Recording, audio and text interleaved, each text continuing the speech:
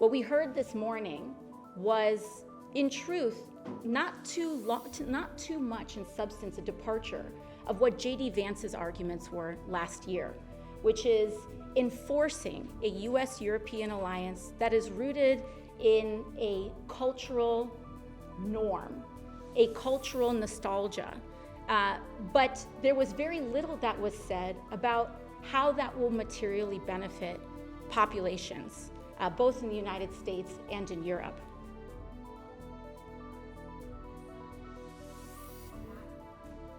Yes, I think in Secretary Rubio's remarks, he spoke greatly about the border, I think, in order to prevent speaking about the true elephant in the room, which is ICE.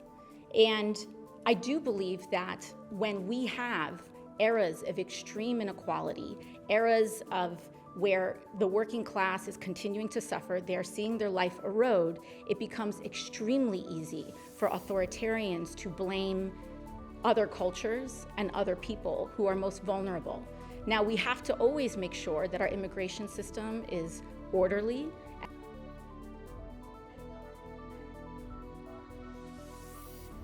On Greenland, I think that the president, my concern is that the president's oftentimes, as of late, the president's actions on foreign policy, and particularly his most erratic decisions, the unacceptable threatening of Greenland, happen to be tied to his domestic politics and when he feels threatened domestically.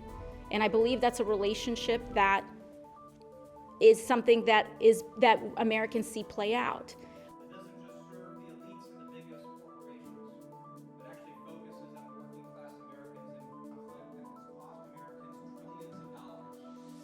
Thousands of... We've been spending the last couple of days reassuring our friends, talking about our mutual shared interests, and that Americans back home actually want to be a force for good in the world.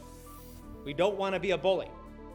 Yes, we want strength and we want peace, but we don't want to be extorting and bullying our friends. We want to be a force for good.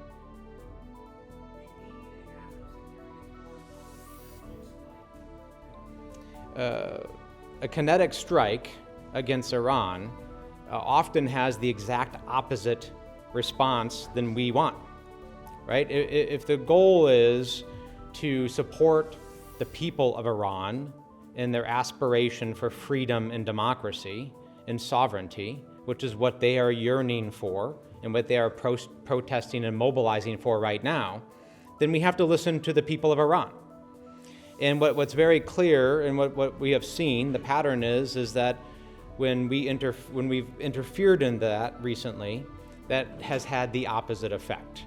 Right? It actually has created a rally around the flag effect in Iran and emboldened the regime